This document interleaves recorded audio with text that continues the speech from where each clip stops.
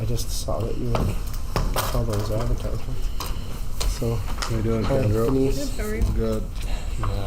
I still couldn't get in. I Hey. emailed me twice today. Messages. I don't know if that's, I mean, their name is at the bottom of that page.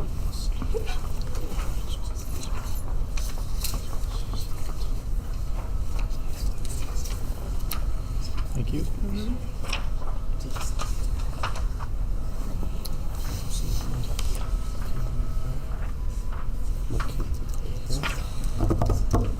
Oh. Yep. So, I think we're aware of that. You're aware of both those.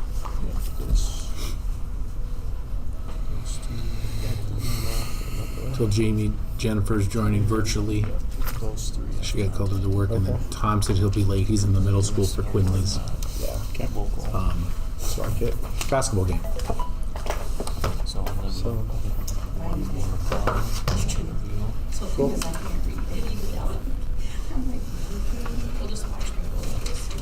That's Middle school. Oh, I always just that's so weird. This phone number isn't. Well,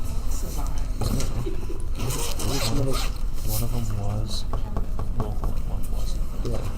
This one is local. This is the one I looked at last week. We were usually gonna share it with you. Yeah, I haven't.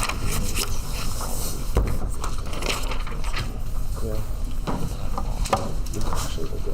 So, Oh, it said yes. yeah. Yep. We'll talk about it tomorrow, I think. Perfect. So, Yeah, one step closer. 641. Area code 641.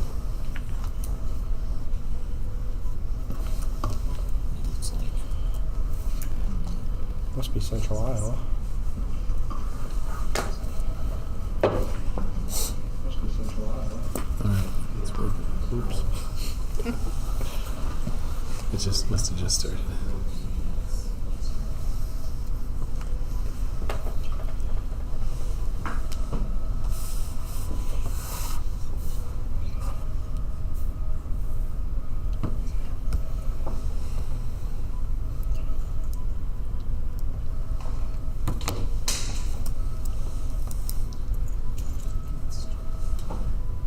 Did you get in? Got it, bud. I don't know why the 8th time was the trick, but finally went through. So. Yeah, you got 5:30, we're ready to go. We are? All right, got 5:30, we'll call February school board, Sibylla Cheatham School Board meeting to order. First item is approval of the agenda. Would have a motion to approve that. Make a motion to approve the agenda. 1 second. All right, it's been moved and seconded to approve the agenda as presented. All those in favor say aye. Aye. All those opposed? Motion passes. All right. First item is school board basics. Put students first. Let's go around. Yeah. Follow the law and your own policy. Respect the chain of command. Base decisions on shared objective information. Operate in the public eye. All right, the Sibylla Cheatham mission statement. At Sibylla Cheatham Schools, we build partnerships to challenge minds, to invest in community, and to embrace life. All right, next item would be any visitors. Any paperwork at all? Nope. Okay, moving on to the consent agenda, consent items. Is there anything that anybody had any questions on, or Kendra had anything to add? I don't think so. There was just some open enrollment bills are the bigger ones this month, and the bus lease payment for 3 of our buses is that Daimler Chrysler one. Mhm. Otherwise, they're all pretty normal thing.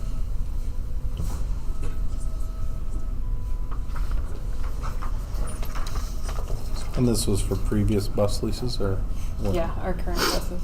Yep. We're in the Current ones, yes. second year? Maybe? Technically finishing up third, but I hate to use this word, going back to COVID, they were delayed, so we didn't get them all at the same time. That's why some aren't Yeah. as far into the lease. Sounds good. Try to avoid saying that word. Yeah. Okay, if there's no more questions, I guess I'd ask for a motion to approve those. I'll make a motion to approve the consent agenda. Second. All right, it's been moved to second to approve the consent items as presented. All those in favor say aye. Aye. All those opposed? Motion passes.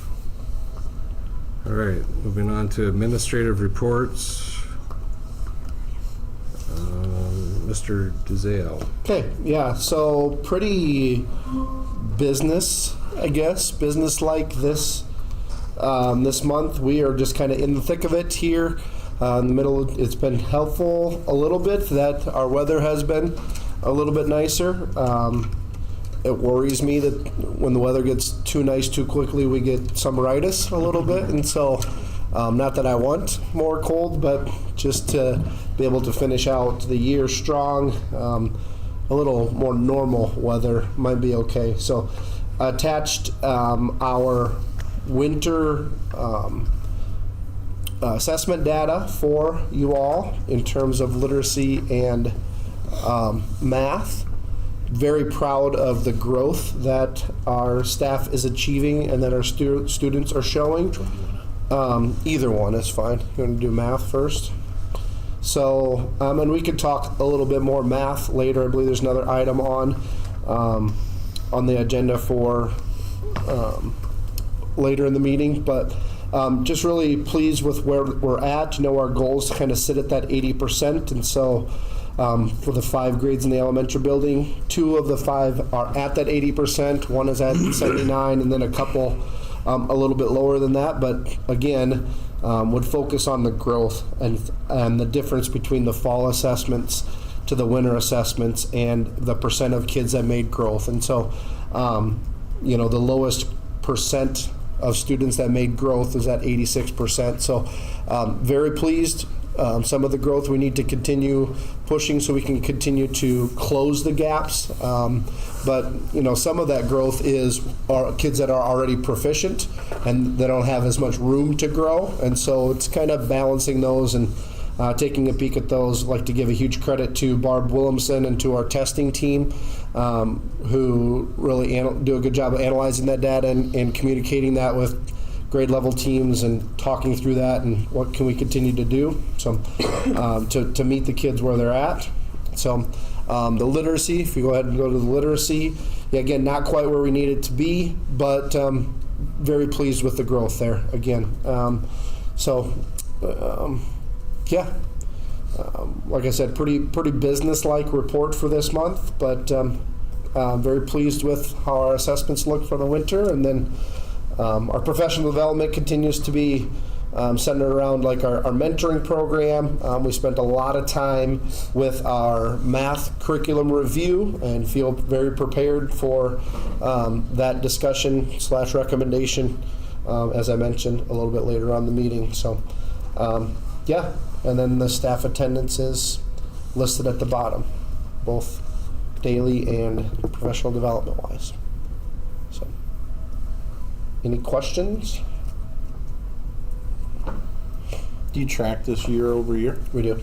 Absolutely, we do. We actually have assessment or spreadsheets that track for the kids. Yep, and all the teachers have access to it, and they use it. And that's kind of what I was talking about and alluding to with Coach Williamson, our instructional coach, having those conversations with teacher teams and some of those kind of things. Okay, where were they at? Are they making the growth we need them to? And each student, every student, one by one, we try and meet them where they're at. So, Gotcha. yep. The spreadsheets are very impressive. They're- There is a lot of data. Yeah, and we keep adding data to them. So you've heard us talk about our MTSS process, our multi-tier system of supports. We've added now a additional tab in our spreadsheets for any students that had been brought up, maybe had struggling before, what kind of interventions we're doing that have been successful, and just kind of keeping records of those as we go throughout. And so we can communicate that as the kids go through. So just, and that way though, okay, so this kid was brought up before as having struggled or as being advanced either way in first grade. Now all of a sudden we're in third or fourth grade, and either they're really soaring, and so what worked before to meet them and advance them, or what interventions kind of brought them back up where they didn't need it in those middle grades. And so, yeah, it's a lot of data, and it's really good data. So, great question. I feel like our staff does a really good job of looking at that data and using that data too. Well, you So- just look like, say, some of these grades are lower. Is it Yep. like year over year? Is it that grade that tends to be lower? Not the third grade, not necessarily that group of kids. Like Right. we're going to a higher level. Does it? Yep. Sometimes. Yeah. Yep. Versus. And some of it is, some grades just struggle more than others, and Right. so yeah, trying to find that pattern of, are we, and that's why I included that growth column in there. Yep. And so, because I think that's as important as anything else, is are we getting growth out of these students Right. in those manners? And those percentages tell me yes. Again, maybe not exactly where we need them to be.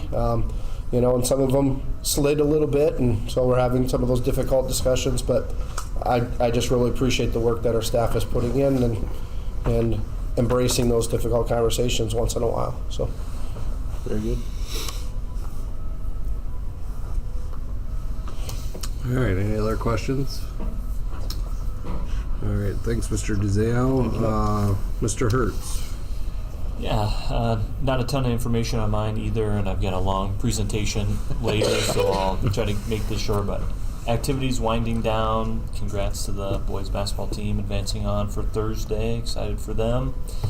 We're setting things up for ISASPs for this spring. We're getting ready for high school registration, just doing some final touches on the registration guide, our handbook there. Excited with our new industrial technology teacher. Some of the courses that we're going to be offering, being able to offer a few different things just based on her background. So excited for that. This summer, something that's been coming, I'll be proposing an increase to the graduation requirement. This fall, we started giving a quarter credit or a half credit for success. And so those freshmen each year will get additional credits, and we also now are requiring careers as part of the DCAP, which I'll explain later.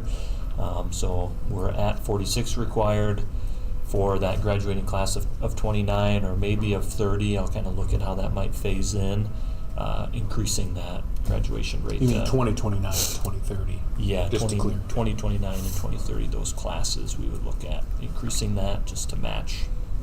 These kids are going to have opportunities to earn more credits than previous students because of some of those changes. So that'll be in July. I'll present that, but just kind of putting that on your radar. Assessment data, so 5th through 8th grade assessment data is kind of in two different ways. So unfortunately, it's called Panorama, where a lot of this data is housed, only lets you do reports for K through 6, even though we also test 7th and 8th. So that's why I have data in a few different places. So I have all the growth for math and ELA.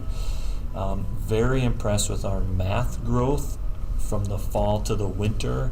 I know that's been a discussion. We've talked about curriculum, and we've had some community reach out, just concerns about math and wanting to make sure our kids are getting, quality instruction. I just wanted to highlight that our math growth was really good in 5th through 8th, and very excited about that.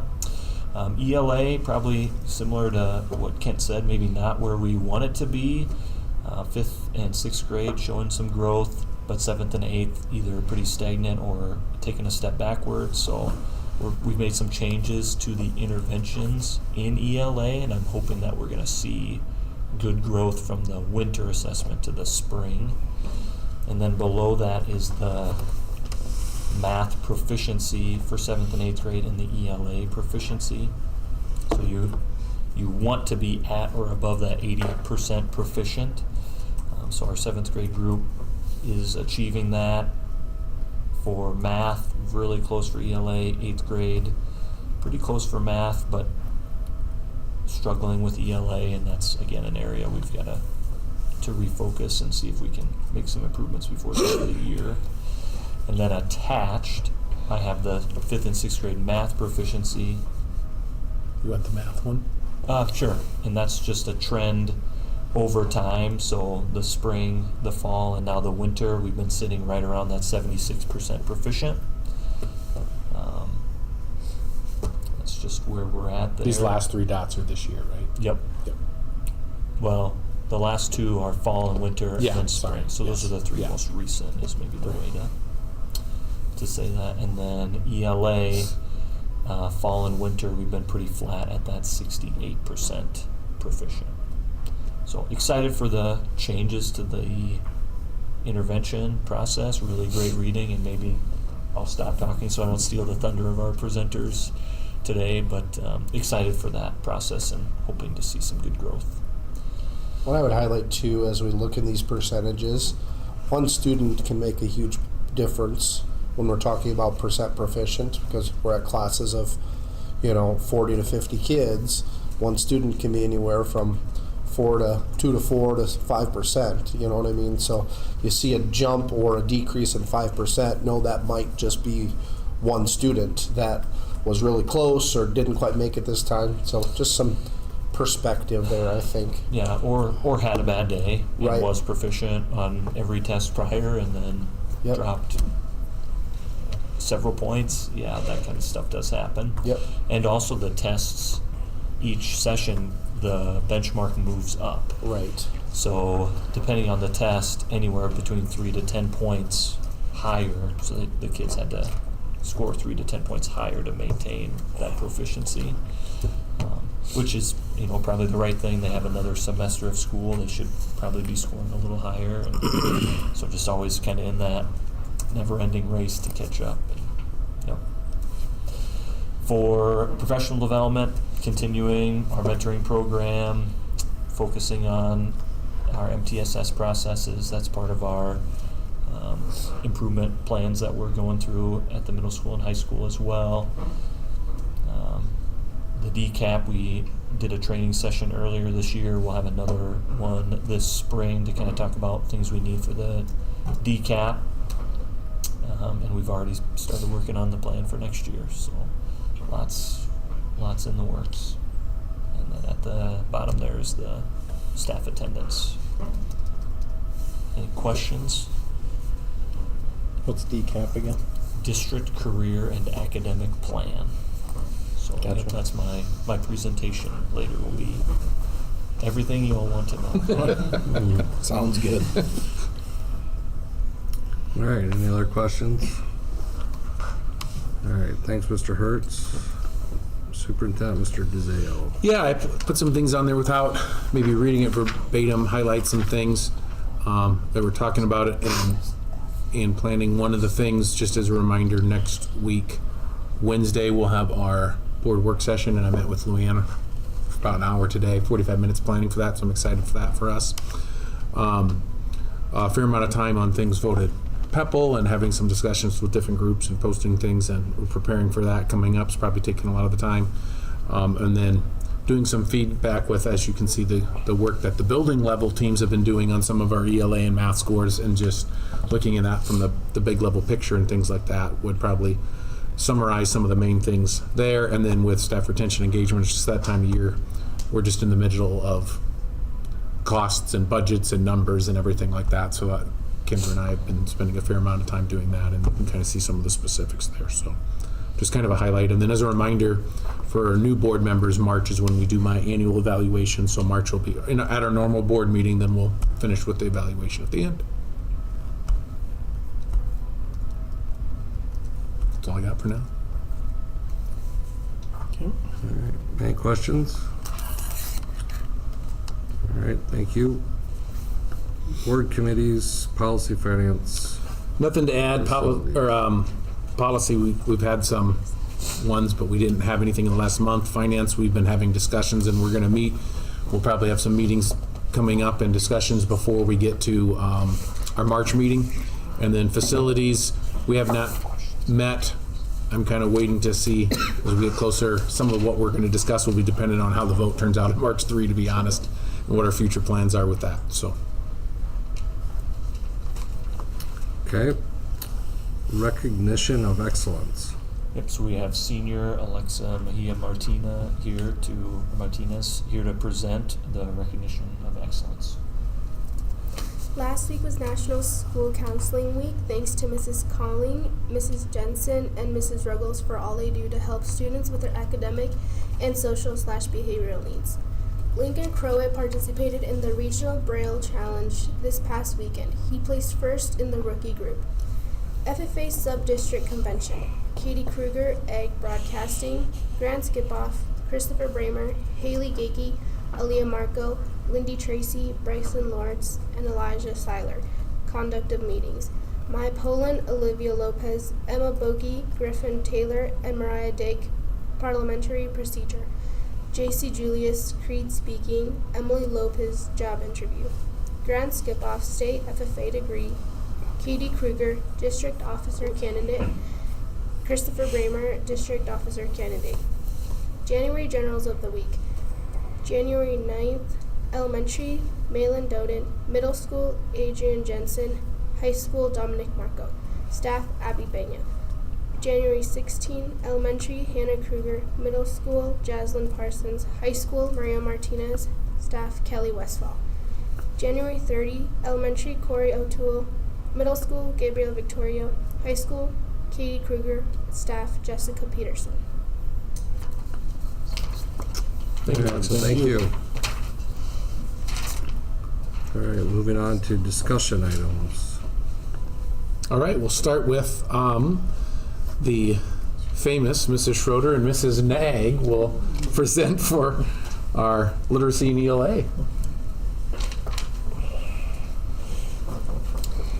Well, I'm Mrs. Nag, and I teach 5th grade literacy and 6th grade social studies, and I'm also the curriculum for K through 5. And I'm Mrs. Schroeder, and I am the 5 through 12 instructional coach and the CAPS instructor, and then the English department head for 6 through 12. So with Amplify, it's a reading program for K through 8. It's designed to improve the literacy skills through the science of reading. There are 5 main parts of the science of reading program. The phonics, the phonemic awareness, which is the notice and work with the spoken words, the vocabulary, the fluency, and also the comprehension. And I'm just going to talk to you a little bit what each grade is doing. Kindergarten students are working on their knowledge unit on symbols and precedents. 1st grade, they just finished the Amplify unit on animals and their habitats. They researched an animal of their choice to learn about its diet and how it survives. 2nd grade, they just finished their on Unit 7 of Knowledge, is about westward expansion and journeys of both pioneers and Native Americans and how they endured the living condition. Also, students just finished Unit 4, Knowledge Skills with common and proper nouns, singular and plural nouns. 3rd grade, they're working very hard on fluency and comprehension. They're getting together with small groups and they're reading to each other, and they're also involved, or they're getting their reading from the CKLA stories and level-based stories and ReadWorks. 4th grade, they just finished expanding their knowledge on learning about inventors and inventions. The 4th grade team allowed students to work in their already existing lab groups to research new inventors and inventions. Then they, on their computer skills, they made a slideshow presentation, and this is to get them for their wax museum. And when is their wax? Friday. This Friday is the This wax Friday. museum. Okay, so they've been preparing for that, to speaking and doing a lot of research on that.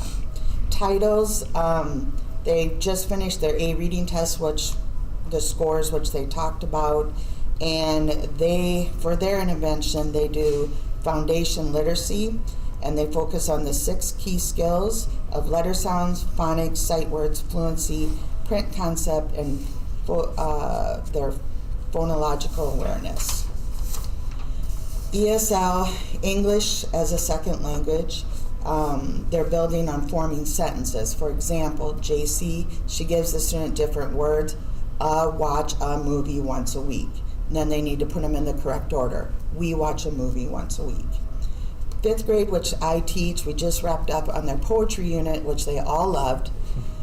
No, they didn't. But it's amazing what like a little piece of candy can do, like a Hershey's Kiss. If you give them candy, if you give them food, then they're loving it. But we listened and we read and we had a variety of poems. And with the Hershey's Kiss, they had to describe their 5 sentences with strong adjectives, and then they had to write a poem on the Hershey Kiss. And then I also started the new program, Really Great Reading, which Katie's going to talk about too. But I really need to say a big thank you to Mrs. Schuler for your endless work with helping me with getting students, or actually she got the students in there in Panorama, me going with her to constant questions, so big thank you. And then to Katie too with Really Great Reading, with getting that all organized and the iReady skills. So we're well, second week into that, so I think that's going okay. So now if you want to talk about Really Great Reading and some of the things. You bet. So as a middle school and the high school department head, we've been very busy in January with wrapping up testing, and then once we know who's proficient and who's not, that's when we're starting our interventions. So we wanted to give you an idea of what we do with that. As Mrs. Nag had mentioned, we're starting a new middle school intervention called Really Great Reading. Casey shared our winter fast testing data with you, and one of the unique struggles with middle school is finding those gaps in their reading skills that we can really hone in on to be able to bridge that gap so they can work on their comprehension. And so we're really excited about this new program. It's rooted in the science of reading, and it's been shown to help our students strengthen those basics, especially their decoding skills. You wouldn't think that our middle school students would have struggles with decoding, but that's really where we've found some of those gaps. And so this program has been shown to be able to fill those and help get them into the next level. So hopefully this spring we'll be able to see those gains that we're hoping to from this program. The students who are not proficient in the winter fast assessment will be receiving interventions twice a week to strengthen those foundational skills that will support them with their future reading and academic success. So in 6th, 7th, and 8th grade, we're really trying to focus in on laying that foundation to prepare them for high school rigor.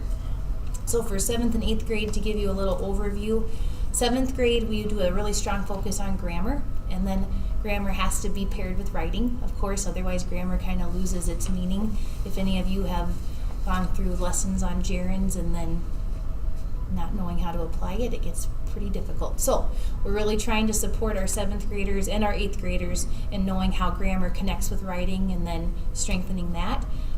They use the Amplify curriculum in reading, and they do 2 additional novels as well. And then with our 8th grade, it's just a deeper level of grammar development, literary analysis, essays, and more complex sentence structure and vocabulary. In both grades, morphology has been a major focus. Morphology is one of the areas that our FAST tests go over, and we've seen a dip in that in recent years. So Mrs. Klein-Waltering's been really focusing in on that. And for morphology, that's looking at Latin and Greek roots, prefixes, and suffixes, because when students learn the meaning of a root, it unlocks dozens of other words that have that same root in it. Just an example of that, I've been co-teaching in math with 8th grade, and they were learning about monomials this last week. And when you introduce a vocabulary word like monomials, they look at you kind of bug-eyed, like, what are you talking about? And we talked about, okay, you know the word monarch. What does monarch mean? Like a single ruler. Well, monomial means a single number or variable. After that, they were able to explain that really easily the next couple days. So it's teaching them how to integrate this knowledge into many subject areas too. Additionally, this semester, 5th through 8th grade teachers have improved communication with parents regarding students' FAST scores. Sometimes when you hear about FAST, you also go bug-eyed because you don't know what all of these different terminology means. And so Mrs. Snag, Mrs. Snyder, and then Mrs. Kleinwald-Trink have been sending home information this semester to help parents understand that, but then also partner with parents to know how you guys can support your students at home and how we're doing it at schools. Hopefully we can together make gains for our students. At the high school level, each grade centers around a different theme, which I think is really neat. So ELA 1, which is our 9th graders, they work on the dark and the light. That's their theme. ELA 2 is leadership and power. ELA 3 is deception and honesty. And ELA 4 is security and risk. So these themes kind of anchor our reading selections and their writing assignments. They allow the students to encounter literature not as isolated texts, but as part of a larger conversation about the human experience. Our curriculum continues to evolve. One of the things we're working really hard on is our curriculum maps to make sure everything is aligned.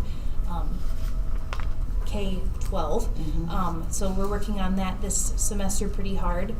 Additionally, 9th through 11th graders are given time for independent reading so that they learn the stamina, ownership, and the love of reading that goes beyond high school. Some highlights from 10th grade. The sophomores began their year with studying Mice and Men and Lord of the Flies and examining power structures, influence, and moral leadership. One of the highlights was a pen pal project with the students in Rio de Janeiro. The students exchanged 3 handwritten letters via scanned copies because we were not going to use the postal system. And then later they met their pen pals virtually and got to have those discussions. So the project where they wrote those things helped them with their analytical writing, cross-cultural communication, and curiosity and inquiry. And then a highlight from 12th grade, senior English connects literature to civic engagement and real-world issues because we want our seniors really to understand the importance of being an active community member and a positive community member.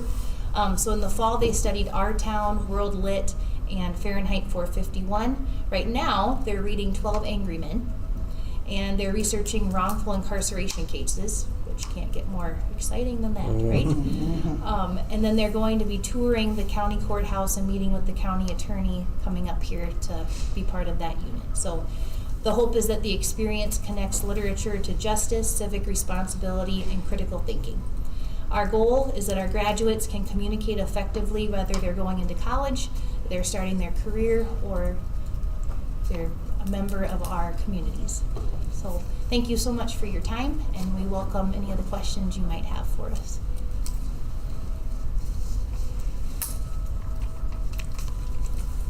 It sounds really good. Yeah, Yeah, that was a lot of work. Thank you for doing that. yeah. Thank you guys. Very good, thanks. They set a date when you're going to do it right before this. I can let you know. Mrs. Okay. Westfall is getting that set up. Okay. So. I know the county attorney mentioned it at supervised meeting too. So. All right. Lost my thing here. We're coming back. Oh, you got it? Okay. So you got the 2-minute 2 board. minutes, yep, go ahead. We had talked about this last year, but we had a new board. I wasn't, and then I saw an article about a board in a different district having questions on how the agenda was presented, so I put this on there solely for that reason, and here's our policy. But the short version, without reading it for verbatim, is one of the main requirements of myself and the board president is to establish the agenda and sending it out and so forth, and that people can request, and it's the president may put it on there, but they don't have to. So I'm just putting that in policy so people have an idea of kind of how that goes, and it talks through that. But generally, that's one of the main responsibilities of myself, and then conferring with the board president to do that each month. So I just kind of put that on there with recent news in other districts, not that we've been having issues. So later in the meeting, we're going to talk about approving the budget guarantee. So I thought I would do and show and try and make this as simple as possible what the budget guarantee is, so you kind of get an idea of what we're talking about as new board members coming up here and do a little pointing up here. But I thought if we go back, and I'll try and highlight this and do this because I know Casey's in a great presentation here too. We have some other things to go over. So what is the budget guarantee that we're going to talk through here in a second? So when we're talking in a fiscal year, we have what's called regular program district cost, and it's the base dollars we're going to get in our general fund. And the easiest way to think of it is the district cost is how the state defines it, state cost per pupil. There are districts in the state that have higher costs than the state, so it is categorized as district cost. Ours is the same. but it's a district cost per pupil, which the state sets, times your enrollment from the fall. That's what your regular program district cost is for the next year. So I took for next year as an example, and I just came up with 2%. If the state gave us 2% SSA, it would increase our cost per pupil to $8,148. Took our certified enrollment, and that's what we're starting with. There's other factors that will go in on top of that, but that's what we're starting with for the general fund. Okay, 5,000 and change for fiscal year 27 next year. Okay, that's the important one to remember. If you look back last year, doing the same thing, this was our dollars that we ended up with last year, times our certified enrollment, you can see that this number's bigger. Okay, so right there is kind of a, oh, what's the problem here, right? Next year, this is what it's projected at, and I said last year, but I meant last year's enrollment. For this year, this number's bigger. So that's what we're talking about with the budget guarantee here. So if we go back, I'm gonna go back a few years here without generating the numbers. In fiscal year 24, that was what our regular program district cost was. In fiscal year 25, our enrollment went down. That was our number. Well, you're guaranteed to get 101% of what you had for that regular program cost the year before. This number's obviously less than that. So they figure out what's the 101% of that number, and then they add it on. That's called the budget guarantee, but that's only good for 1 year. Okay? So that brought us to fiscal year 25. So in that year, we were on the budget guarantee. The thing with the budget guarantee is that's all property tax, and not just for Sibley Achievement, statewide, anyone that's on that. Okay? So moving forward to the current year, where we're at right now, last year, notice you go back not to the number, you got to go back to that regular district cost. Okay? So last year, here's a number, we were on the budget guarantee, but we're only guaranteed 101% of that number. Well, for this year, we were up students. Our number naturally rose above that, so we're not on the budget guarantee, which is a good thing. It's bigger, so it's just straight dollar amount. Okay? Next year, as of right now we're back on it. Why? Well, here's our number for the current year. Being down in enrollment and only at 2% SSA, this is the projected right now, our estimated cost of what our budget guarantee would be for next year. So kind of pointing it out where that comes from when we approve this later, that it goes in resolution when we approve our budget. We have to have a board resolution that says that we're willing to do that, because that's a significant funding piece for us each year. And you can see the importance when we're talking about things that we can't control. Okay? We have some control on enrollment, not a lot, right? We can't control birth rates and economic conditions and people moving in for jobs. We can call our legislatures, but we don't have a lot of control over SSA, so we kind of have to deal with, when you're in public education, the hand that you're dealt with. So when I'm talking about you approving the budget guarantee later this evening here, this is what we're talking about. Whatever the final numbers, because that number could change depending on what the legislature approves. We're just estimating it right now. But we're asking to approve this number so that we have at least 1% of our regular program cost from last year. That's where that comes at.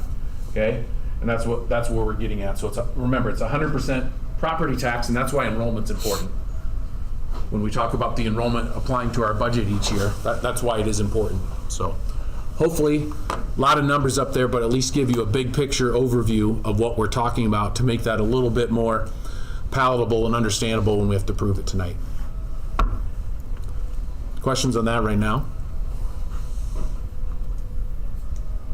All right. All right, DCAP report discussion. Yep. So linked in the presentation, but also did a PDF. Just wasn't sure what you guys would have access to. Wanted to make sure I had the copies in there. So You want to move ahead, or you want to Ken? Sure. That's it. All right. So the district current academic plan. This is our board presentation. The DCAP is a little unique in that it is both a review of this year's current plan in action, but also like a forward planning tool for next year. So it's a little bizarre in that there's things that are on the plan for the 25-26 review that we really aren't starting until next year. That's how they do it. It's a little confusing, but we make it work. So the DCAP, again, District Current Academic Plan, it's how are we ensuring that students are ready for life after high school? That's what this plan is. It's composed of 7 sections. A lot of what we've been working on the last few years is that section number 5, essential components of the ICAP, which ICAP stands for Individual Career and Academic Plan. So that's, Johnny or Susie's actual plan for after graduation. So giving students the opportunities within the school day, within the classroom setting, to actually focus on what they're going to do after high school. And that's composed of 5 elements: self-understanding, career information, career exploration, experiences, post-secondary exploration, and career and post-secondary decision. So a lot of understanding yourself, what careers are you maybe interested in, and then are we giving you opportunities to explore those? And if you're going to go on to some type of college beyond high school, are we giving you opportunities to explore that and make decisions, informed decisions on that? So last year, our overall goal was to improve our DCAP score. So every year, this is graded on a rubric. The 23-24 score was a 13 out of 36, not where we wanted to be. Our goal was to increase that to 20 out of 36 for the 24-25, and we did achieve that. So we ended up with a 24 out of 36. So we jumped 11 points.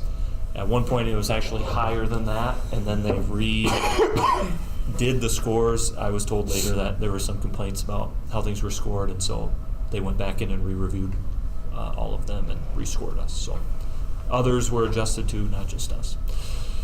So we achieved that by improving a lot of different things. So our individual career and academic planning, we had better alignment. We did a better job of giving kids opportunities in those essential components. And all of those scores moved to proficient. So a big chunk of our increase was going from like not proficient to proficient. And there's some other things in there too, but continuing to work on the ICAP process. That's our goal this year as well, trying to refine that, make it a little more streamlined. We're doing that in success through ICAP assignments. And each grade level is assigned specific tasks. So over time they build this portfolio, and I'll show you an example of that later. We call it the digital ICAP portfolio. Some schools might call it something like the portrait of a graduate. Basically, it's all of the things they've done throughout their high school and now even middle school. They're expanding the requirements to middle school. I'll talk about that too. So we need to, in this, include data that shows that we've met our goal. That was one of the critiques last year, that we didn't have data supporting it. So what are some good things we're seeing in our data? This is coming from the school performance profile, the high school page. We have really good participation in college credit. So we have a lot of students taking college credit classes while in high school. We're at 78.26%. The state average is at 70. Across the board, our kids outperform the state in this area. Our low socioeconomic status, our kids are doing really well there. And so that's part of the data that supports we're giving kids opportunity to have success after high school if they're choosing to go to college. The number of students participating in work-based learning, we're also way out in front of the state there. A big chunk of that is our school to career students. So 73.17 is kind of where we're at with all students, and the state average is 45. So that's like a percentage of a certain student population. I'm not exactly sure how they measure that, but we're doing really well there. So that's data supporting that we did achieve what we set out to achieve last year. So if you're interested, I did link the rubrics in. For the sake of time, I'm not going to open them up here. We're hoping to see, our score improve from 24 maybe to 26, 27, something like that. But as you get towards that 36 mark, the rubrics it's difficult to score high. So we're happy with 24. That was one of the best scores in our region. So that was great to see. And there's just a list of different things that we've kind of accomplished since really digging into this. presenting it to the school board, making sure our kids have a 4-year plan, work-based learning experiences, all of those things. So for the 25-26 areas for growth, we're going to continue to focus on the ICAP implementation and that portfolio that we created. And another big area for improvement was the annual board review. So I did present this last year to board members, but the feedback we got, they wanted basically more data cited. So if this presentation seems kind of wordy and it has a lot of stuff in it, I'm throwing in all the things that they're asking for, and it just makes for a really dense presentation. But that's what they want to see. So decisions supported by data. And we were doing that previous years, but for the sake of time, I didn't include them in the presentation. And they do look at it to grade your scores. So looking to improve in those two areas, and our goal is to develop a 512 scope and sequence for the ICAP portfolio and overall ICAP integration for the 25-26 school year and beyond. We want to ensure that every student meets the essential components required and has a post-secondary plan prior to graduation. The nice thing about this is that's also our IDEA goal for our targeted status. So it aligns well with other things that we're working on. So again, goal alignment, I have to show how this is aligned to district initiatives. So I think it fits well with our mission statement. We want to prepare kids to invest in their community, which means work experiences in the community and opportunities within our community. And I think we do a great job of that. That's one of my favorite things about SO is our school to career program. I love that. So again, the DCAP and ICAP, giving every kid that opportunity, making sure it aligns with our initiatives, like improving literacy. That's one of our board goals, improving literacy, and I believe it aligns with that. Might be maybe not the greatest time to discuss, but I'd be open to any feedback board members have on like how to better align our DCAP to what our initiatives are. It's a little unique in that a lot of board goals, not just us, but I think everywhere, is focused on the things you're tested on, math and ELA literacy. But the state also has this big push in work-based learning and this DCAP component.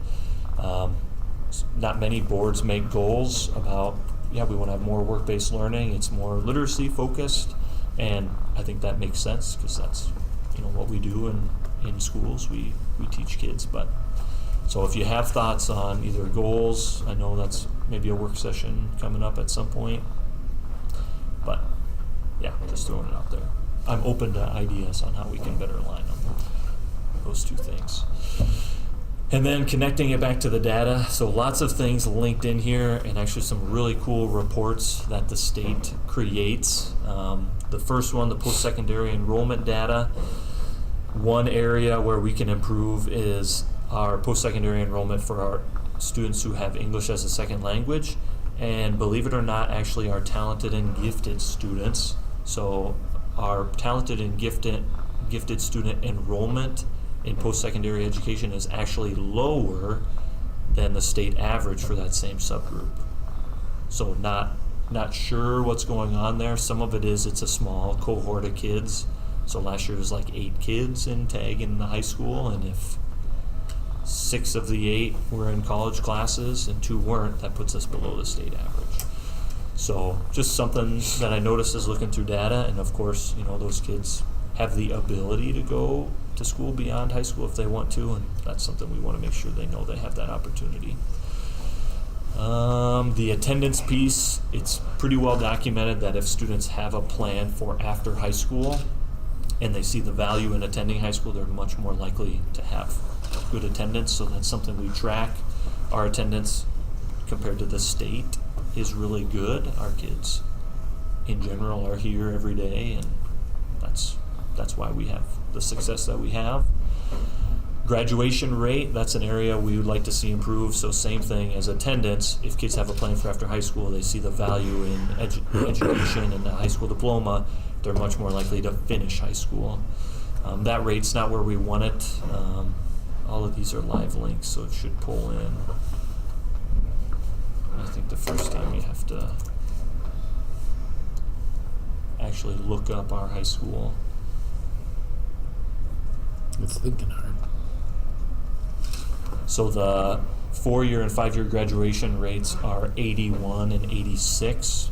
We would like that to be higher, over 90 ideally. And we're hoping that as we get a better plan put in place and give kids more opportunities, that they see, oh, this is a place where if I stay and finish, I'm going to have, potentially job opportunities or some of my college completed or, whatever it might be through this ICAP You want this process. one? Yeah, Just both, to show that. yeah, just both of those numbers. So that 81 is the 4-year graduation rate, and that 86 is the 5-year graduation rate. So not where we want them to be. That's one area where we are below the state average. It's something that we're working on. And then the last piece, the post-secondary readiness reports. Again, also pretty cool data. Would you click on that, Stan? Open that up. Hopefully it goes. So you can look up any high school through this and see. Obviously went Sibley. Yep. You can see their overall post-secondary enrollment. So it's by graduation year, how many kids enroll, and then it tracks them based on their state ID number through their years of college to completion, or 6 years, whichever is first. So you can see, 70% of our students in 21, 22, and 23 enrolled in college after high school, which is a pretty high percentage. And then 54% from that class of 2028 persisted and graduated. So it's just interesting to watch those trends, and ideally we'd see that above 70 enrollment for some type of post-secondary education, and that includes 2-year, 4-year, other trade degrees, and we'd like to see that completion a little higher because that means they enrolled and they had the skills and determination to finish. We'd like to see a higher finish rate, but just interesting data that connects back to what we're doing with our plan.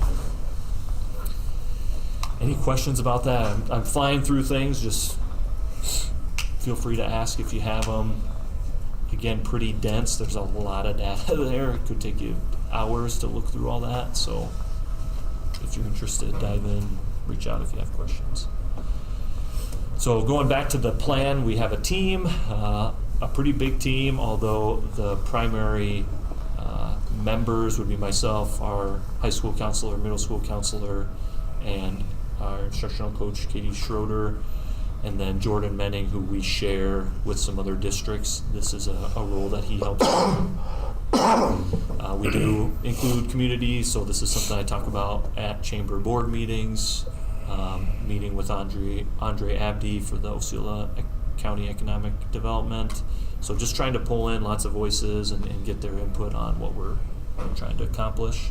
And we want to give kids opportunities here so they stay here employed and help grow our community.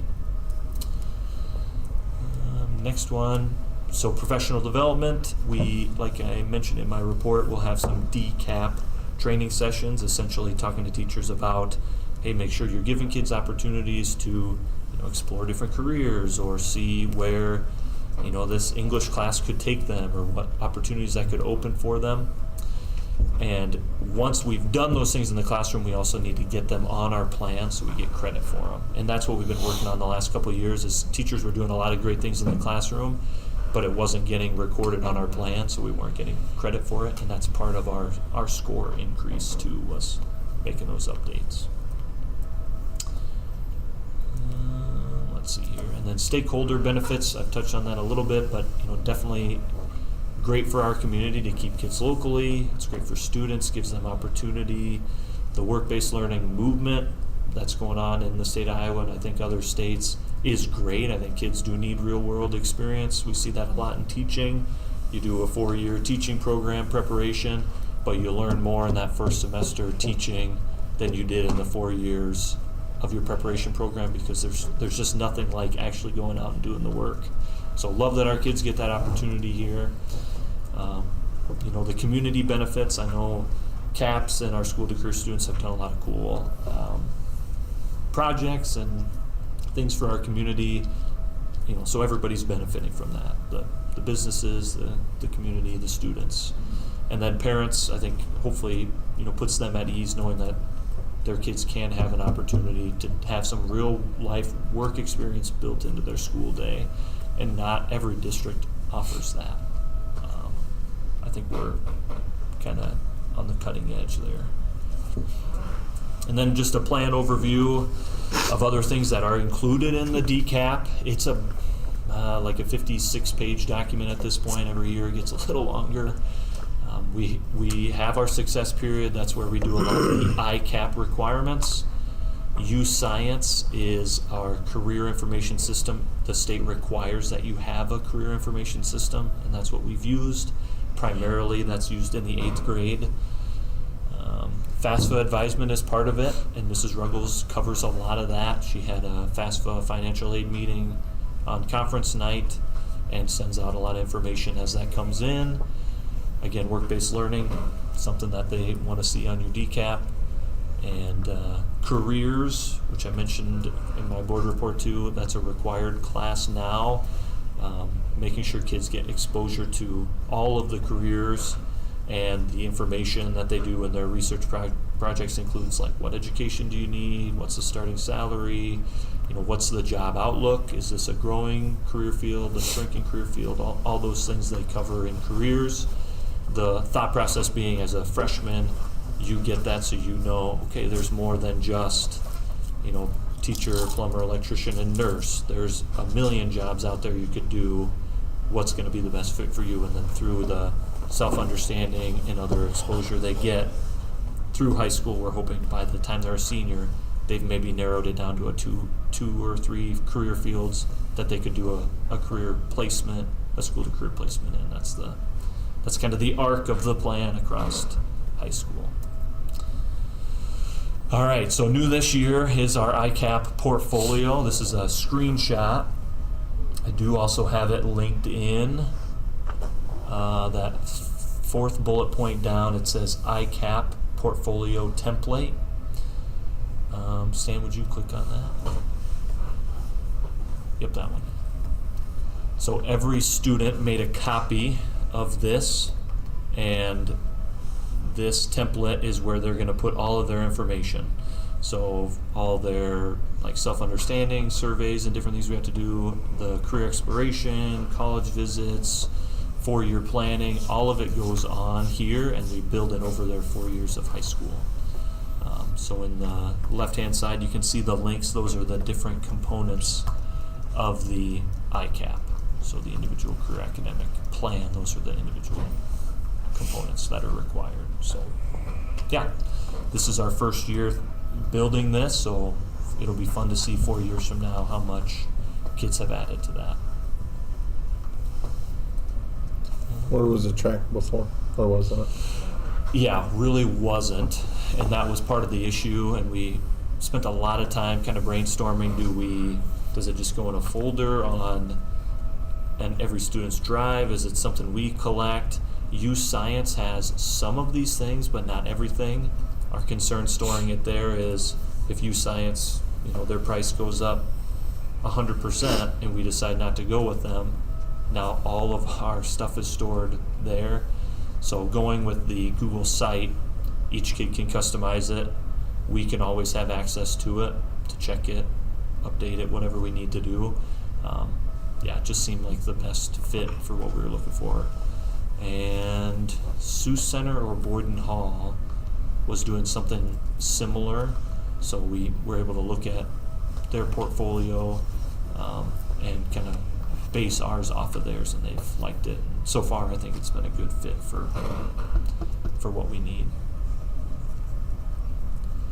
All right, we're getting close to the end here. So next steps, we'll continue to work within our success, give students opportunities.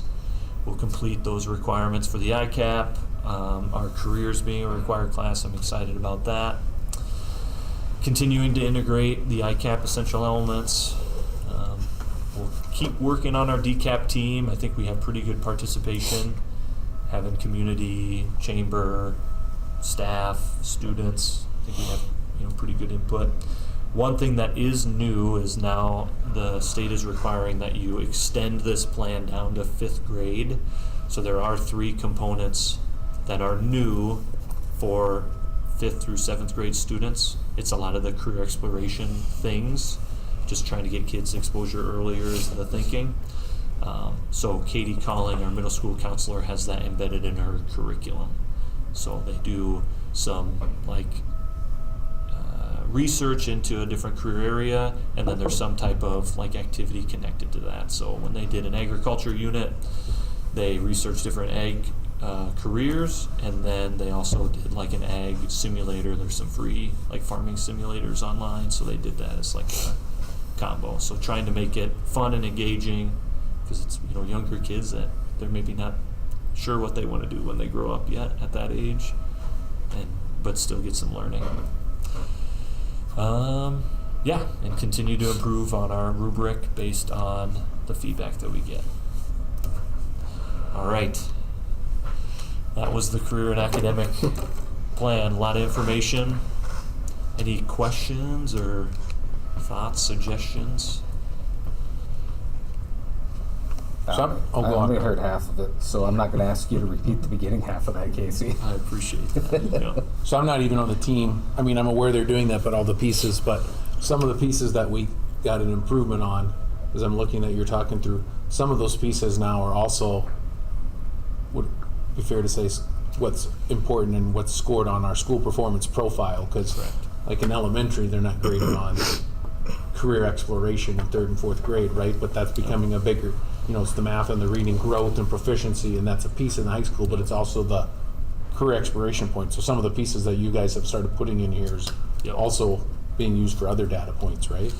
Yeah, and a big reason the high school was high performing was the changes that we made in reporting, but also just trying to get more students in school to career and taking college classes. So I think it ends up to be about 1/3 of your performance profile score if you include graduation rates in there. So post-secondary readiness, work-based learning, and graduation rates together are about 1/3. Proficiency is about 1/3, and growth is about 1/3 of your total score. And so with that, this part I know the answer to when I'm hopefully I do. Explaining when you said we got to work on the 5 and the 4-year graduation rates, which we do, but there's also, we've looked into that, some reasons for that, and maybe give the big 10,000-foot view of some of the reasons for that. Yeah, so rate of things we can and can't control. Right? Yep, definitely. Just with our population, we've had situations where students turn 18 and they feel obligated to work, and they make a choice to not finish high school and work. That's been a chunk of our students who haven't finished in 4 or 5 years. We've also had some students move into our district, maybe be here for a month or 2, and then leave our district and then not enroll in their new community, and that drop also comes back to us. So that's been 3 or 4, 2 or 3 cases. And again, small, when you've got a graduating class of 45, 40 kids, if you have 2 or 3 like that, that is why you're at 80% and not 90%. So yeah, things that we're working on, certainly some things out of our control, but I do think some things we can do better, and that's what we're trying to do. Yeah, any other? You feel like the students that are looking for a career experience are able to find them? Yeah, good question. A lot of credit to our high school guidance counselor, Teresa Ruggles. She has put in a lot of time and effort into tracking down these really unique opportunities. So we have a student who is interested in being a pilot. So he is actually going up to Worthington to their airport and doing a school to career placement up there. So that's a new one we've never done before. Trying to think, there was one other.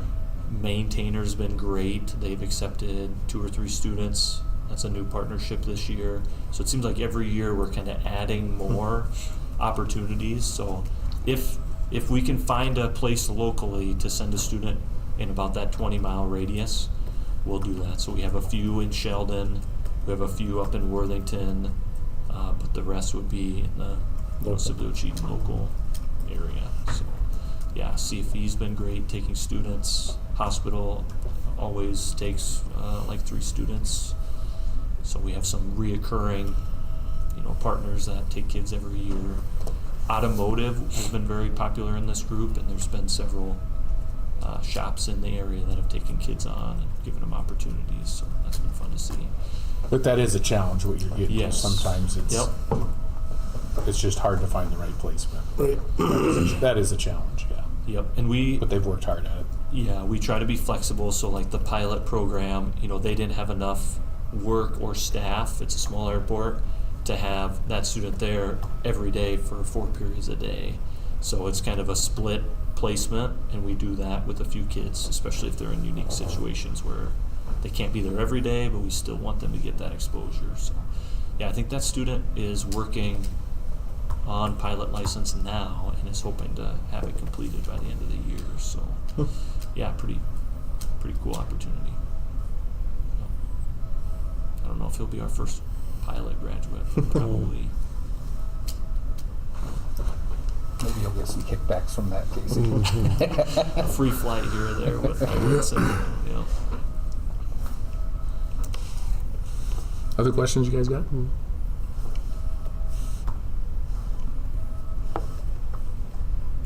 A lot of good information there.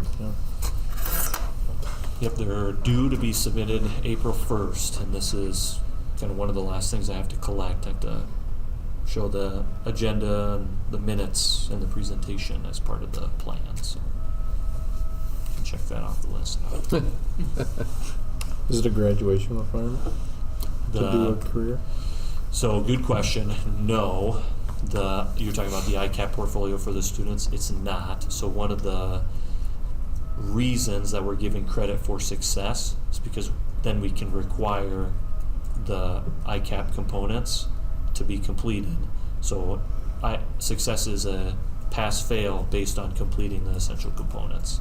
So there's like 5 to 6 assignments each semester that they have to complete. If they complete all of them, then they get a pass.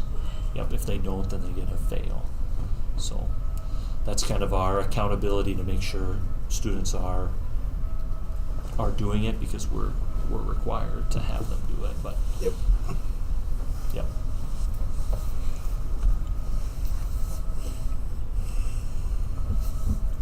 All right, well, thanks, Casey. Yep. All right, moving on to new business.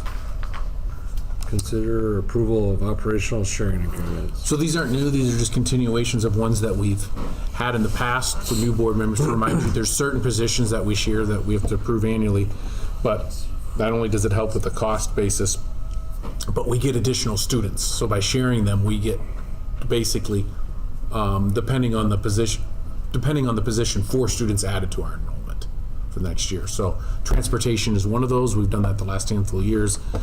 Harris Lake Park is still interested in doing that, and how that can be handled in a variety of ways. So the first one is the agreement to share Amos Glenn Woltering with Harris Lake Park as transportation director. We've done that in the past. Yep. Okay. Yep. Yeah, it's no change. Yep. No we change. just have to approve it annually. So some of those positions are weighted differently then? Because I remember getting like 5 students for something I always thought. So as an example, the 2 we have tonight are 4. They mentioned Jordan Menning will do that later, but we don't hold the contract on that one, so I have to wait till they send us the contract. But that one we get 2. Oh, okay. 4. Jordan Menning's is 2. Transportation director and HR is 4. There's some other ones that are listed. You can get 4. You can get you could share an SBO, or under that like a school business official, and there's a few others that you can do under that title. Superintendents is 9. That's the oddball. So most are 4. There's a few that are 2, and then superintendents are 9. Okay. So when you see schools sharing a superintendent, sometimes it's because there's lack of candidates, but sometimes they do that. They're small enough. It's a major cost savings when they do that.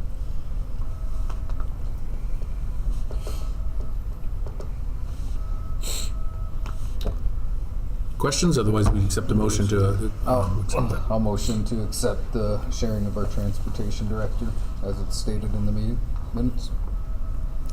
I'll second it. All right, it's been moved and seconded to approve the sharing the transportation director with Harris Lake Park. Any discussion? All right, hearing none, all those in favor say aye. Aye. All those opposed? Those opposed? Motion passes. Same thing for HR director. The only difference there is it's an additional stipend. We've done that the last few years. That's Chrissy Ackerman. The biggest duties, because sometimes people hear HR and think of a lot of things, but HR can mean a lot of things. So what she does a lot with, we share that with Emmitsburg, Harris Lake Park, and ourselves, a third, each one. She does a lot of policy work for them, so they'll send their policies. She'll update them or look at, hey, here, make these suggestions and prepare them for their board meetings. That's what she does in her role with those districts, as an example, among some other things. So. And same thing, that's been done the last handful of years. All right, any questions?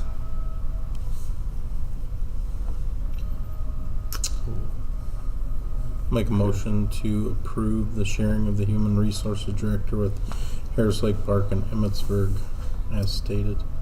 I'll second. All right, it's been moved and seconded to approve the human resources director position. All those in favor say aye. Aye. All those opposed? All those opposed? Motion passes. So we have to set the dates for the public hearings on the certified budget. So the process is, as we're working through this now, we have to submit that to the state or the DOM, we'll say the Department of Management, on March 5th. Then that goes into their database and does everything out, comes back to the county, the assessors, and then they have to have that finalized with all taxing agencies in the state and the county, and then they have to have that in by the 15th, and they send out notices, and then we have to have 2 hearings on that. That's the kind of the big level description of that. You can't have your first hearing before the 20th, and you have to have the whole process of March, and the whole process done before the 30th. So we're looking at, in viewing the calendar, we're looking at Monday, March 30th at 5:30 here in the high school for the first budget hearing. We also usually I do a budget presentation with that, like kind of an overview that night. We'll do that, and then the second hearing is just a follow-up, and we'll do that at our regularly scheduled board meeting in April on the 20th. If for some reason we decide the second one that there's a conflict on that April, I don't know of one right now, I'm just saying because that's happened in the past, the April board meeting, we would move the budget hearing with it. You still have 10 days to get that in there then, too. Yes, correct. Yep. Okay. So those are our recommendations for the dates. All right, any questions on that? No, I'll make a motion to approve the dates suggested for the public hearings of the Sibley Cheatham certified budget as presented. I'll second. All right, it's been moved and seconded to set the dates for the public hearing on certified budget for Monday, March 30th and Monday, April 20th.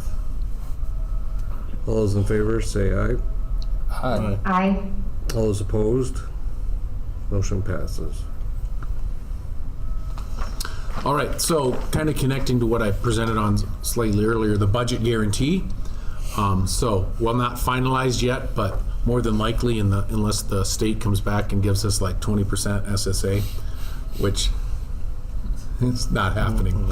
Okay, that was a lot of sarcasm there. That will qualify for the budget guarantee each year. Or this year, for new board members. We approve this, and there's nothing wrong with this. A lot of school districts, we approve it each year because it doesn't hurt to approve it if you don't need it, but you need that in the minutes, and then we have to upload that and get that to the Department of Management, which allows us to ask for the budget guarantee as part of the budget process. So we have to do that this evening before we can take the next step to certify the budget. And so what it's reading is just explaining it, being down students and at 101%, what we'll need, like I presented earlier.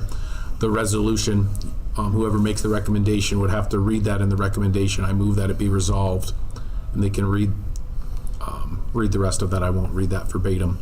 But what this is getting at is approving us to have the authority and the authorization to ask for that budget guarantee amount, what I was talking about earlier. And it's we don't know for sure, but it'll be about $300,000.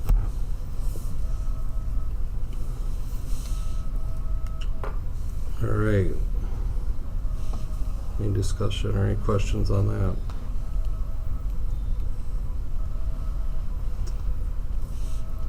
Would there be a motion to, I move that it is resolved that the Board of Directors of the Sibley Cheatham Community School District will levy property taxes for fiscal year 2027 for the regular program budget adjustment as allowed under section 25714 Code of Iowa.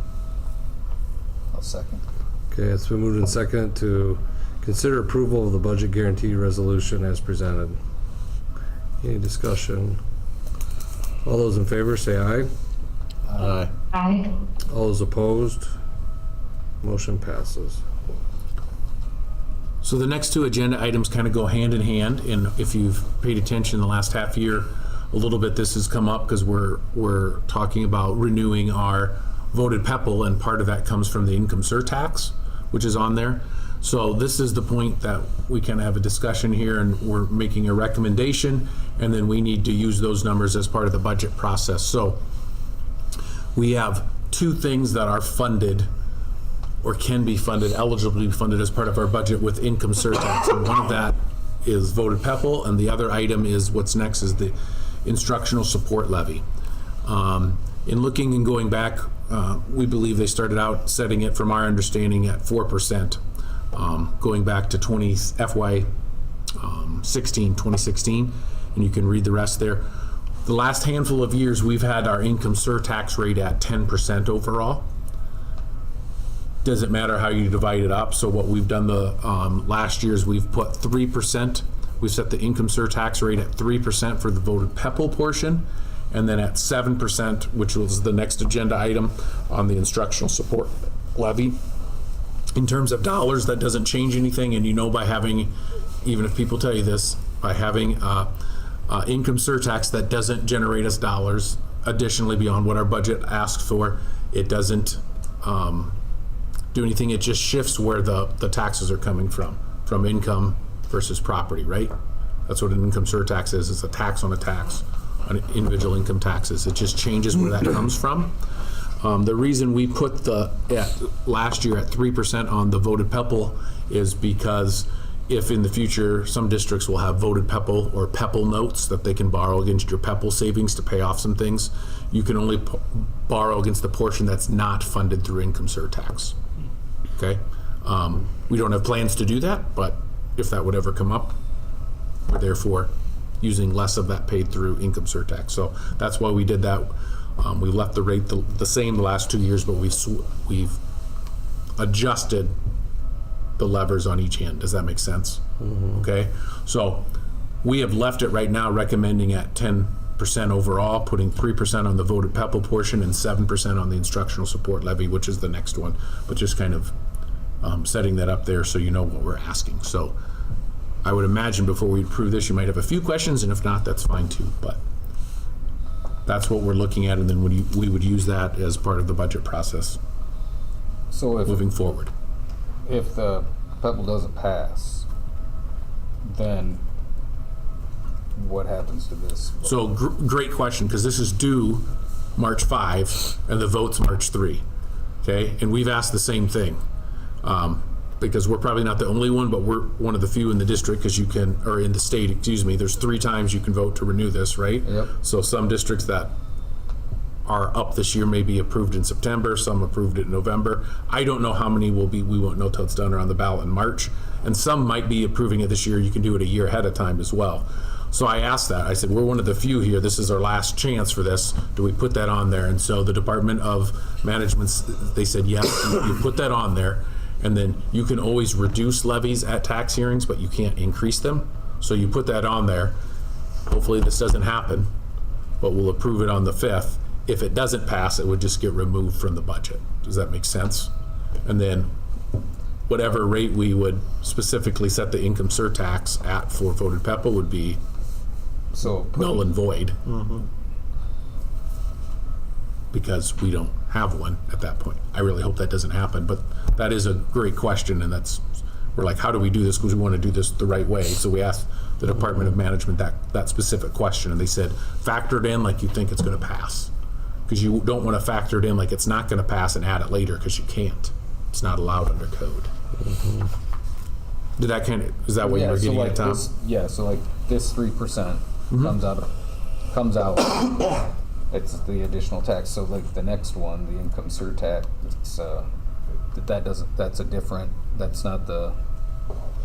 that's not part of the Pebble though. Correct. So what we're looking at is like, you're talking it's 10%, but then what we'd only have is 7%. We'd only have 7% on that portion, correct. Yes.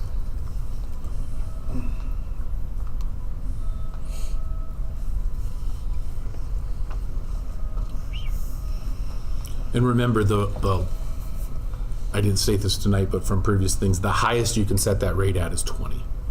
Now, we could set it there, and I don't know how the final numbers will work out for next year's budget, right? What we're working on this year. But if that generates more dollars than what we're asking for, then it won't allow us to do that. We can't do that to, I know some people think that, we can't do that to get more money for the school. Income surtax doesn't work that way. It doesn't give us, it's just shifting where it comes. In the end, it gives us the same dollars, right? And that's important. I've tried to answer that for people when they ask that. It's not a way to slip it in later that we put it at 10 now, the public passes this and we're gonna raise it to 20 later and get more. That's not how that works. There's accountability measures in place, right? That's just the max of what it could be set at.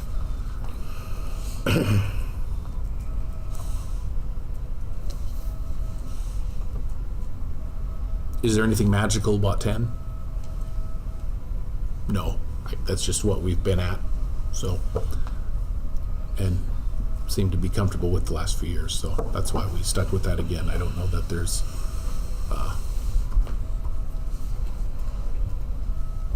a magic reason for that.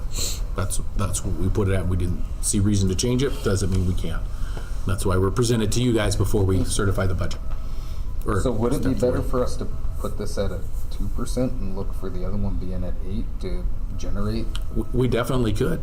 Just because we don't know if the Pebble's gonna, I mean, we're assuming it, like we're hoping and we're, but I'm just, I don't know, like to potentially have a little bit more funds available, would that be a better solution? That same thought's gone through my mind. Okay. I've flipped both ways, so I've had the same thought in my, run through my brain as well. Okay. Yes, definitely so. I kind of left it here just as this is what we did, but I figured there'd be discussion on it tonight. Yep. And we definitely could do that because we just have the recommendation, but what we approve is what we'll set it at. So we could do that. If you change it to 8%, that just will change the amount that comes from the surtax, not the overall levy. Correct. Right? Correct. Yeah. If we keep the overall levy at 10, put this at 2 and that at 8, like I said, the overall levy rate will remain the same. It's just like at this point though, like if it doesn't pass, we won't have that 3% to play. Yeah, we will. Yeah, there won't be we won't be getting PEPL money, the voted portion, right? So then there wouldn't be a surtax on that part. But if your levy would drop to 7% though. Yeah,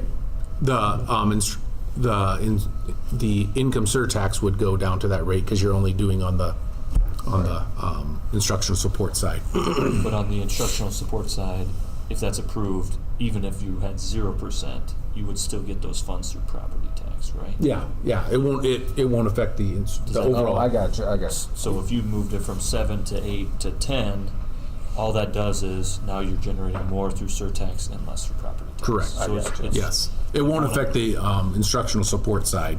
It's just where the dollars come from. Oh, I got you. If the voted PEPL wouldn't pass, we're just not getting the voted PEPL dollars, but we're still getting those instructional support levy dollars. Okay. And they'll either come in Regardless. through surtax or property tax or a combination of the two.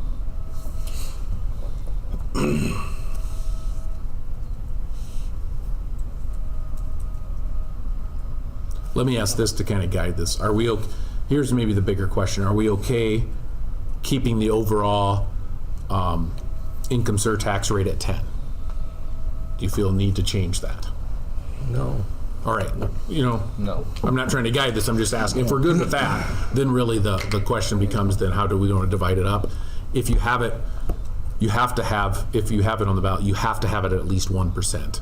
So we couldn't go at 10 and 0 because, you know what I mean, you're required to have that at 1, and I'm not suggesting that either, I'm just saying. So then the question comes down to, do we want 3% on the voted PEPL, or I've heard 2, do we want it in that range, and then maybe either 7 or 8 on the other one? That's really, I think, what we're debating then, if we want to keep the overall rate at 10 for income surtax. Would that be fair to summarize kind of what everyone's Yeah. thinking? I don't want to put The only words. thing is that the 3% takes a little bit more burden off the property tax itself, right? I mean, if it would pass. Well, it takes if it would pass, whether it's 3 to overall, it'll take the same amount of burden off, because it's taking, the income surtax is taking burden off the instructional support levy side as well. Do you know what I'm saying? At that 10%, if it passes that 10%, it doesn't matter how we divide it up, it's relieving the burden the same amount. 1% of income surtax is the same relief, whether that's applying to the instructional support levy or the voted PEPL. Okay. It's roughly, I'm going from the slides from last fall, I wanted to say every 1% was like $38,000 in relief. Don't quote me there, I'm just going from memory. And I think that's roughly what it would estimate to be. And it's just, you're just saying, are we putting that relief towards the instructional support levy or PEPL? It's providing relief the same way, it's just where it's providing. So how In can numbers the same. So how can these instructional support levies, so what can those funds be used for then? Is it General fund. This straight general fund? Yep, the instructional support levy is, yep. In essence, yes. Yeah, it's confusing because it's completely separate from voted PEPL, but they both can also be funded through income surtax.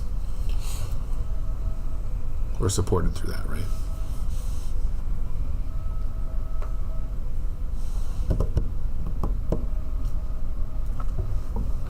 I think you leave it the same, just with the voted PEPL coming up and what you've put in your presentations and talked about, and Yep, I think that makes sense. versus you go change it and, like I say, just muddies the water a little bit. That's partly what's gone through my mind. Right? I'm sitting there going, spend this way, at least. That's what we- That's like why it's gone back and forth. I didn't want to put words in you guys' mouth, but to make it easy moving forward, to not look like we changed something midstream, that's the counter to Well, I that. appreciate the, discussion on that, right? I mean, so how that looks at what it actually does. And it's high level, it's confusing to people. Yeah. It just is. It is. So I'm kind of hearing, let's, for the voted PEPL, leave the income surtax rate at 3%. Would that be fair? Yep. Okay, so then we'll need a motion. A motion to keep the recommendation to set the income surtax rate at 3% for the fiscal year of the 2027 budget. Oh, second. All right, it's been moved in second to set the income surtax at 3% for the fiscal 2027 budget. All right, any more discussion? All right, hearing none, all those in favor saying aye. Aye. All those opposed? Motion passes. So the second one, hopefully this will make that simple. Then we would put it at 7%, the income surtax for the instructional support levy. The instructional support levy is, if it's board approved, is redone every 5 years. And we did it in the fall of summer, fall of 2023. So my guess is that would have started for fiscal year, if we did in the fall of 23, which is really FY 24, so that probably began in FY 25.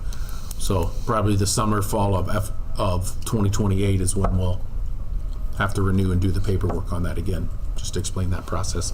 And that's done through board resolution to last for 5 years. Regardless, we need a motion to approve setting the income surtax for the instructional support levy at 7% then.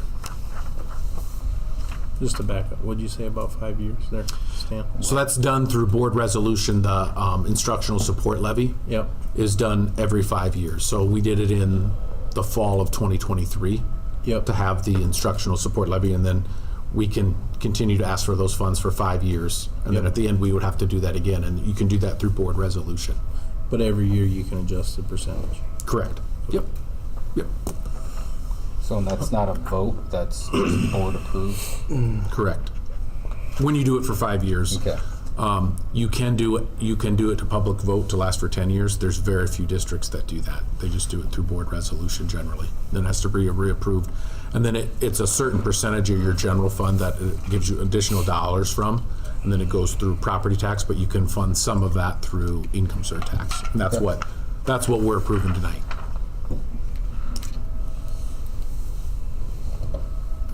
All right, any other questions? Be a motion to approve the, I recommend to set the income surtax at 7% on the instructional support levy for the fiscal year 2027 budget. I'll second. all right, it's been moved and seconded to set the income surtax at 7% on the instructional support levy for the fiscal year 2027. Any discussion? Hearing none, all those in favor say aye. Aye. All those opposed, motion passes. All right, I'm going to let Kent here take over in a second here, but basically, those that have been, whether you just got on the board this fall or followed along last year, this has kind of been like a year and a half, 2 school year process to get to this point. And I only want to point that out because they've done a lot of work and deep dive into this, and like they were going to do it last year, but they said, hey, we want to take some more time. So I do really appreciate that they did this, and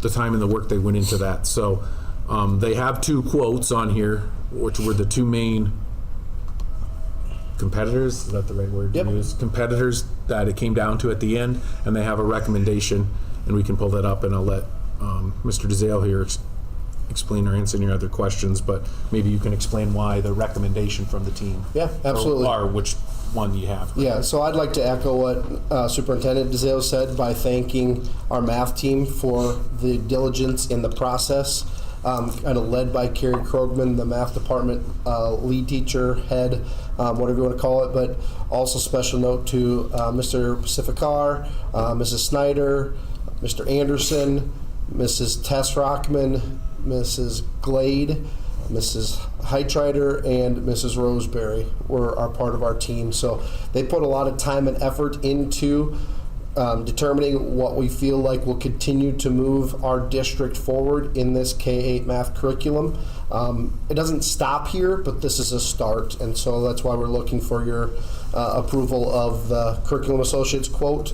So these were our 2 finalists. These were the 2 that we had kind of narrowed it down. We had started with a whole bunch, narrowed it down to 3, and then really funneled it into these 2. The HMH is our current curriculum, as we talked in terms of proficiency scores, especially with math. We feel like it was doing a good job.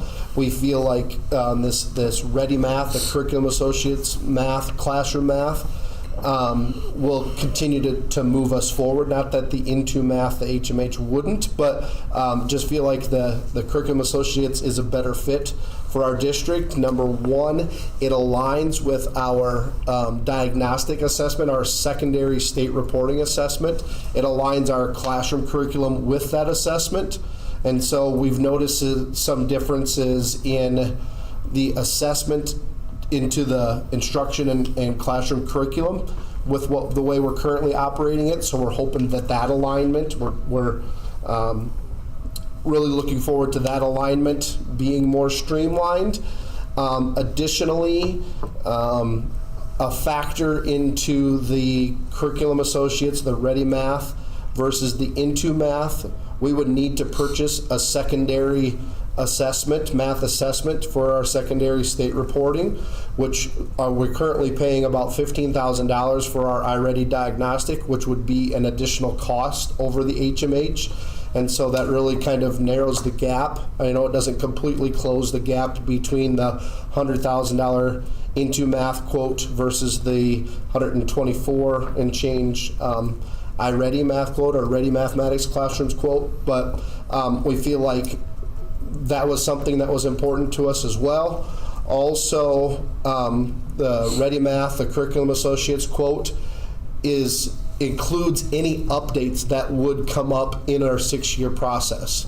HMH was not willing to include those updates. They said it was unlikely that they would have updates in the 6 years, but they would give us the option to purchase updates, whereas Curriculum Associates, it's all included. We'd get their most current material, and so I feel like that's also worth something. We did a lot of school visits, had a lot of discussions with other local educators who are currently implementing the Ready Math, and they really like it, and so our team was enthused about the good things that they saw happening. We went on some school visits and enthused about the good things they're seeing happening at other schools that are similar to us, both in size and other demographics. And so, yeah, it's our recommendation to go with the Curriculum Associates Ready Math Classroom Mathematics. Sorry. So is our current math program, like, what are we currently? We currently have Into Math with HMH. Okay. And so now HMH is updating to a newer version, and so that intrigued us as well, and that was that kind of why, for lack of a better term, why it's our runner-up. You know what I mean? We do like what we're seeing with proficiency scores and some of those kind of things, but I think the classroom mathematics from Ready Math or Curriculum Associates can kind of, with that alignment just a little bit better with the diagnostic, we think it'll be a good thing. We were not ready to get rid of that diagnostic. There are other options for diagnostics and screeners and some of those secondary reporting that we have to do, that we're required to do by the state. We really like that part of the iReady, and so we weren't ready to get rid of that, and so that's why we'd have to factor that cost into the HMH, like I kind of mentioned. But So would this start next school year then? Or? correct. Yeah. Yep. We would actually plan some professional development the second semester for implementation then next year. If somebody wanted to pilot some of this or jump right into it the second semester, I think that would be possible. But yep, we'd start doing some PD and planning and training around effective implementation for the 26-27 school year. So I know there's been some discussions within the public. We've had parents come in here and talk also about the middle school math program. Does this help us get more aligned to where we maybe don't have maybe such a gap in that program? Does this help us with that? Yes. I would Okay. say without a doubt, yes. And that's why another draw for it is so last year at about this time, I think, maybe a little bit later, we approved a 1-year purchase of Into Math because with the turnover in staff in our like 7th and 8th grade math positions here over the last 5-ish years, that curriculum had kind of not gotten lost, but kind of gone by the wayside. There wasn't any continuity or consistency there. So we did purchase 1 year of the Into Math and didn't feel like it fit our needs, and so we're actually using a lot of the trial basis in Ready Math, the classroom mathematics. So it's a long-winded answer for, yeah, I really do think it will. And it'll be K-8, so the kids as they work through the system, the students as they work through the system, hopefully will get a better understanding for it, and it builds off itself, yeah? I mean, that's what math, Yep. I mean, self-explanatory, but we know that, yeah, exactly, yep. I don't know if you remember when Carrie Krogman, was that this year or an earlier presentation, when they were looking into this, they said one of the things that's really hard is there's not a good K-12 curriculum, and you can find a lot of K-6 options or high school, but sometimes incorporating the middle school is difficult. The 7th and 8th level, she goes, sometimes it's the ugly stepchild of the math curriculum world. She did say that, yeah. And yeah, when they were looking at this, that was a common thing, and I think that was one of their, I mean, from hearing their updates, at least they presented to me that I really think they did a lot of due diligence in looking for ones that could try and K or through K through 8. Yeah, and address some of those issues to be consistent. Okay. Those were kind of our buzzwords as we continued to evaluate, was the consistency and the sustainability. And so through some of those things that I mentioned, it's a K-8 program that addresses some of that consistency. Other schools are having success with it. Curriculum Associates' willingness to provide updates as they come and not and including that as a part of this price, I think really speaks to that sustainability for us. And with it being K through 8, then Carrie being, Mrs. Krogerman being on this, Correct. it gets them from that 7th, 8th grade spot. It gets them Yep. like she feels this program is what gets them ready for that 9th through 12th. Yes. Okay. Yep. I don't want to speak for her, but No, but I feel mean, she was on there, Correct. so Yep. Feel fairly confident that that's the answer she would give. And how long will we use this for? If you, It's a 6-year 6 purchase. years, okay. Yep, 6-year purchase. And there's no annual fee. It's just This one is time. it for all 6 years. Yep.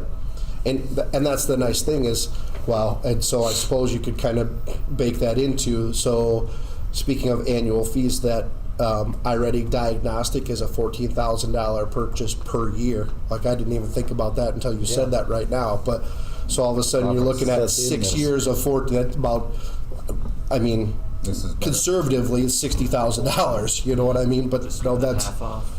right. That's all in this quote. That's provided with it. that we were paying before. Correct. Correct. I didn't know that. You set yourself up for an infomercial. I didn't. You I didn't realize think it. about that either. I was just thinking about that one-time one-year cost, but that is an annual cost. Yeah. Get it Yeah. now. So.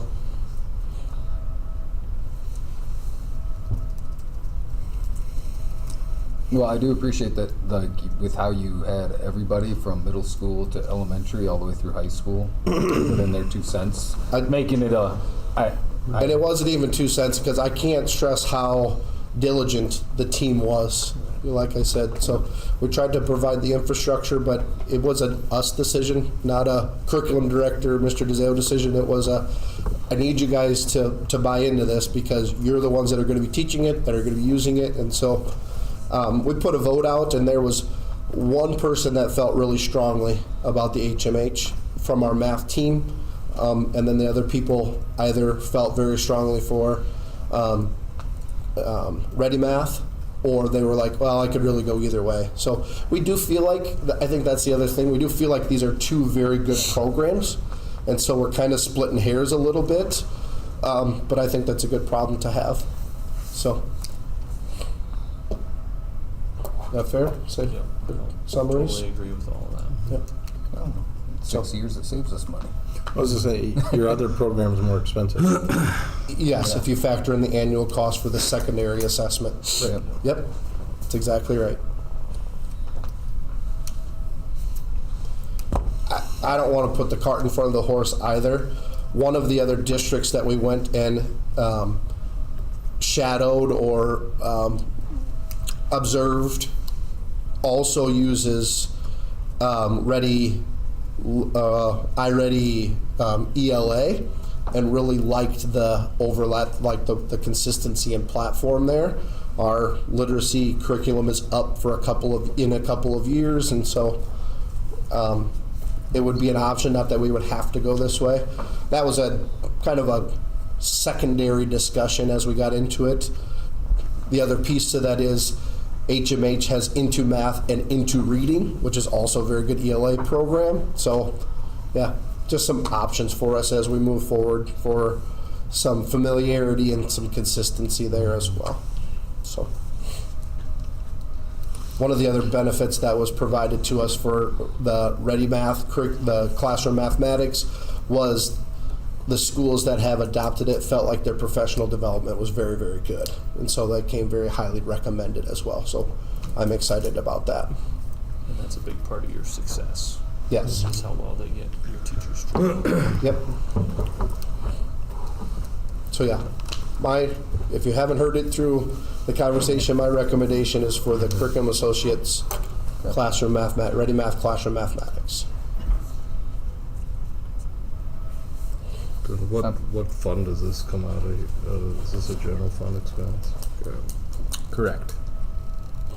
Instruction, Yeah. curriculum. Yep.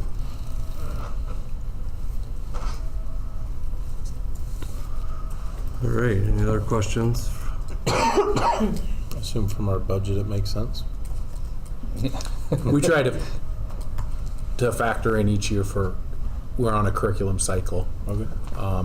Is it 6 years? I believe so, can't 6 or remember. 7. 7 years that we rotate through. So we try to factor that in each year, knowing a couple of the years are more expensive than others. Like when you buy your reading curriculum or your math, that's a more expensive year than when you're purchasing.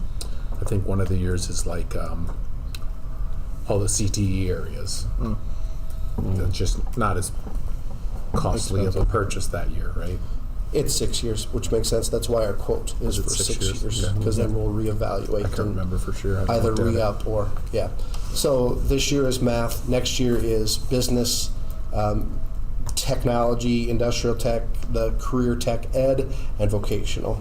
So I think that's what Mr. DeZale, Superintendent DeZale was kind of talking about is, those courses are more secondary based. So we're not looking at K-12 curriculum, we're looking at 7-12, 9-12 type curriculum. So obviously you're going to save on, What you're doing.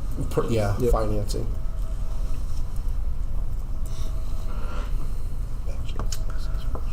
All right, any other discussions or questions?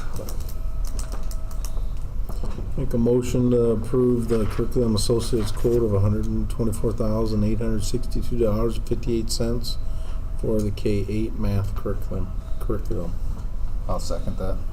All right, it's been moved and seconded to approve the curriculum associates quote of $124,862.58 for the K-8 math curriculum. Any discussion? Hearing none, all those in favor say aye. Aye. All those opposed, motion passes. So speaking of voted PEPAL and income surtax, when the state of Iowa sends out the income surtax for our voted PEPAL and the instructional support levy, it comes to our general account, and sometimes they do a better job of notifying us when that arrives than others. But the amount that we received is $50,868.02, so we have to get approval, then we transfer that out into the PEPAL account. That 50,000 is the PEPAL portion or the Yes, total? yes. I didn't state that, but that's the PEPAL portion.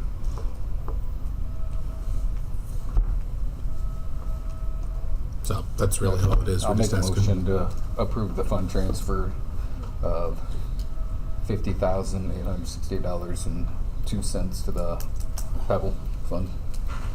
Second. All right, it's been moved and seconded to approve fund transfer in the amount of $50,868.02 from the general fund to the PEPAL account. Any discussion? Hearing none, all those in favor say aye. Aye. All those opposed, motion passes. And new contracts, they've started, but to support personnel, Keaton Eltzer, hopefully both names are familiar to people here, and Emma Jacobs, were both at pairs in the middle school and high school, recent SO graduates. These are full-time positions? Yes. Yep. Yep.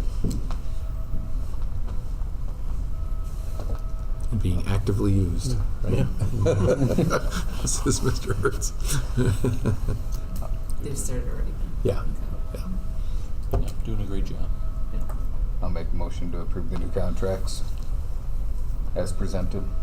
Second. All right, it's been moved and seconded to approve the contracts as presented. Any discussion? Hearing none, all those in favor say aye. Aye. All those opposed, motion passes. Just a reminder, I put on there when our next regular scheduled meetings are. In addition to that, because I didn't know, obviously, if we'd approve that tonight or not, but March 30. And you'll get more information as we lead into that. And some reminders will be when the first certified budget public hearing number 1 is. And then a week from tomorrow, here in the high school will be our work session. Luann will be leading that, and we'll be talking about some district goals and where the lines are moving down, and we'll have some of the admin team here as well. So those are our next meetings. Do you have, so on those sorry. meetings, because I did see you put something together for talking public. Oh yeah, I didn't put that on here. Good thing. For a week from today, it'd be the 24th. We'll do the voted PEPL public forum at the Ocheyedan Town Hall at 6:30. I'm glad you said that. I was trying to remember to do that, and I forgot all about it. No, you're fine. I just saw it today, so. Yep. So a week from today, and say almost exactly a week, but we're a little past the start time. But we'll do that at the town hall.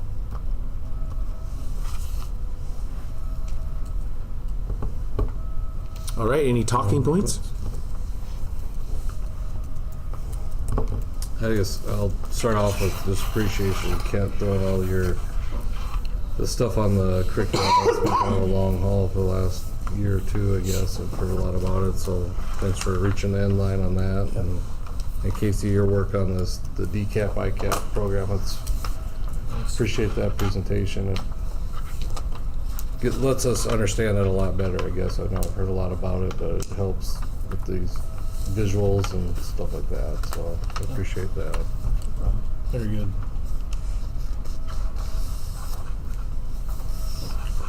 All right, anything else? All right, I guess that'd be it, so we look for a motion to adjourn. I'll make a motion to adjourn. I'll second. All right. Been moved and second to adjourn the meeting. All those in favor say aye. Aye. Aye. Those opposed? We are adjourned. Thanks, Jennifer. Thank you. Thank you. It's like having Beetlejuice. Talking through the TV, poltergeist. I didn't know she was on there, so the first one, it almost sounded like Laurel Kloss, and I'm like, why is she talking? Will you be able to be there next week, Tuesday, the 24th? Say what? You gonna be in No Cheating on the 24th? Yeah, I should be. I gotta look at Quinley's If you basketball. want anything in the That's the only thing I think it's her last week. of ahead of basketball. time. I was thinking about calling a few people to make sure it gets